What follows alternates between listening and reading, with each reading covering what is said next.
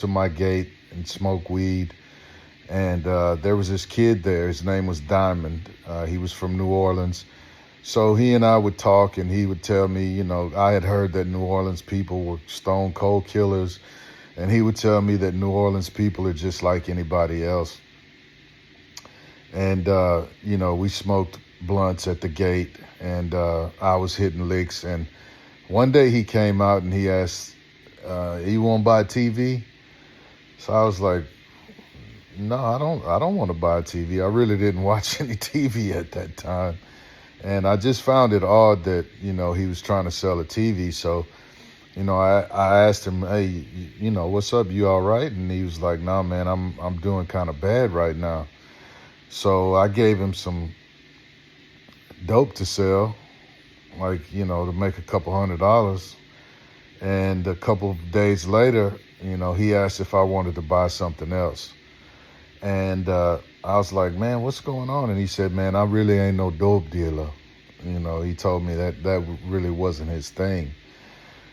So I ended up buying a lot of things from Diamond. One thing, couple things in particular, I bought a Nextel phone. These are back in the days when Nextel phones were really popular.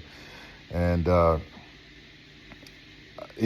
I kind of figured out that he had stole the Nextel phone because the owner would chirp me and tell me, that he had stolen her phone. And then so one day I bought some Jordans from him. And I ended up going to jail in those Jordans, but I bought some Jordans from him.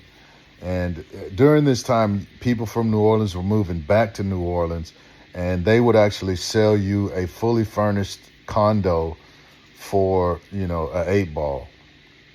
So I was kind of having beef with this guy. Let's just call him Mississippi. And, he threw a brick through my window one day.